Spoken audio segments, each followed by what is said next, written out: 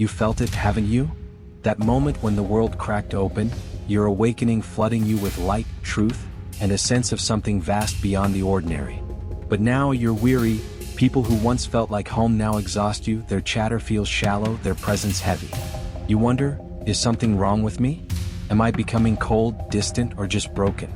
Carl Jung, the sage who plumbed the depths of the soul, saw this fatigue as a sacred signal, not a flaw. Your awakening has shifted your psyche, and the people around you may no longer align with the truth you've touched. If you've ever felt drained by others after a spiritual shift, or if you're struggling to connect without losing yourself, this is for you. Let's explore Jung's wisdom on why people tire you post-awakening, and how to find peace in this solitude. Don't forget to subscribe for more soul-stirring insights, like this video if it speaks to your heart, and comment below. Who drains you now, and how does it feel since your awakening? Let's uncover it together. This isn't about shutting people out or blaming them, it's about understanding why your spiritual awakening makes human connection feel like a burden, and how to navigate this new landscape. You've been there. The friend whose complaints grate, the family member whose expectations suffocate, the crowd that feels like noise against your newfound clarity. Jung, the Swiss psychologist who mapped the unconscious, believed awakening sparks individuation, becoming your truest self, but it also isolates as your soul outgrows old bonds. Through stories, philosophy, and psychology, we'll explore 3 reasons people exhaust you after awakening, each tied to your fears, struggles, and unconscious patterns. These truths might sting, but they'll guide you to freedom. First reason, the shadows clash. Awakening exposes your hidden depths, misaligning you with others.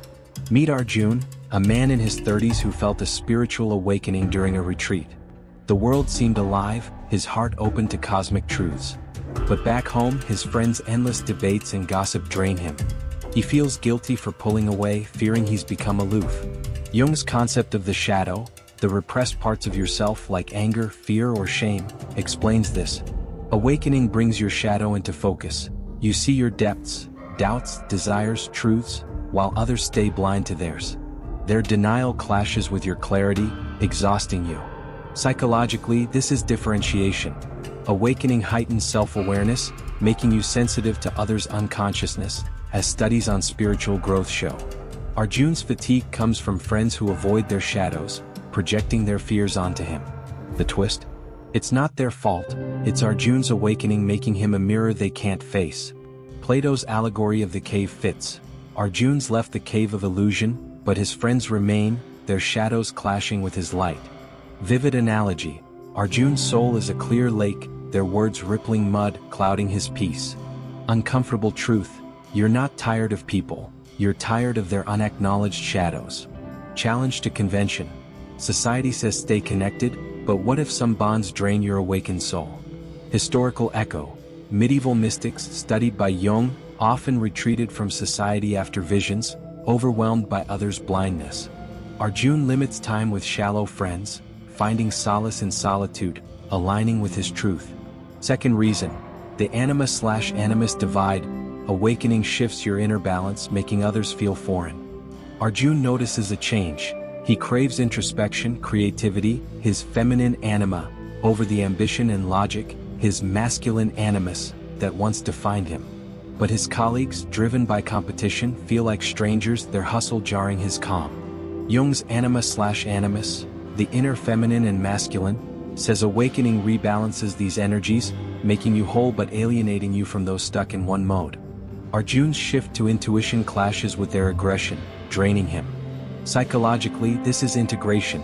Studies on spiritual awakening show it fosters holistic traits, making imbalanced relationships feel heavy. The twist? Arjun's not rejecting people, he's outgrown their one-sidedness. His colleagues' focus on winning feels empty against his need for meaning. Nietzsche's "Thus spoke Zarathustra" urges, become who you are. Arjun's becoming whole, but others' imbalance exhausts him.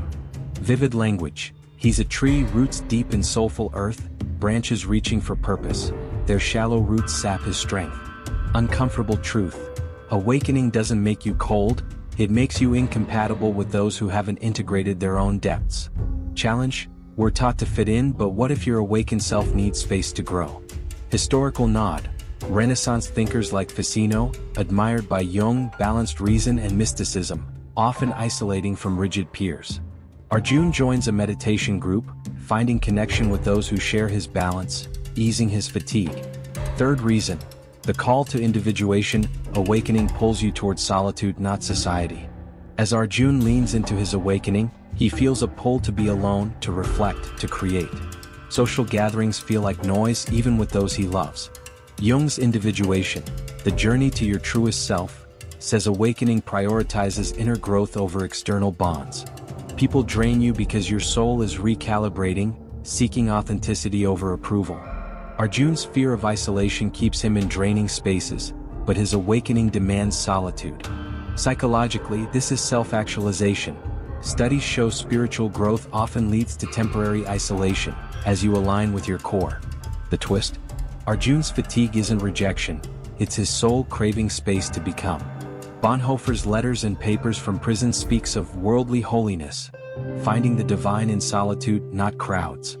Arjun starts painting, a solitary act, and feels alive, his energy returning. Analogy, he's a chrysalis, needing silence to transform. People's noise threatens his wings. Uncomfortable truth, your fatigue isn't about others, it's your soul demanding space to grow. Challenge, society glorifies connection, but what if solitude is where your purpose blooms? Historical parallel, Stoics like Marcus Aurelius in Meditations valued solitude for clarity. Arjun's painting becomes his sanctuary, restoring his energy and purpose. Convergence, Arjun's journey transforms him. Facing the shadows clash, he limits draining interactions. Balancing his anima/animus, he seeks like-minded souls. Embracing individuation, he honors solitude, painting and reflecting. Jung's wisdom, your fatigue post-awakening isn't a flaw, it's a sign your soul is evolving, outgrowing old bonds. Pacing reflection, you felt this too, haven't you? The exhaustion of small talk, the weight of others' expectations, the fear you're drifting too far. Plato's light, see their shadows, not yours. Nietzsche's call, become whole. Bonhoeffer's grace, honor your solitude. Your fatigue isn't failure, it's your awakening calling you inward. Final twist, feeling tired of people isn't disconnection, it's growth. Psychological studies on spiritual awakening show isolation often precedes deeper connection. Jung's insight, your fatigue is your soul's signal to align with your truth, not others. So you, weary of the crowd, what's draining you and what's your soul asking for? Jung's wisdom lights the way. Embrace the clash, balance your depths, honor your solitude. Your exhaustion isn't a sign of weakness, it's a call to become. What if your fatigue is your soul's way of guiding you home? Let that linger. Awakening doesn't isolate you, it frees you to find your true tribe. Thanks for this profound journey. Subscribe, like, and share your awakening story in the comments. Until next time, honor your soul's call. Peace.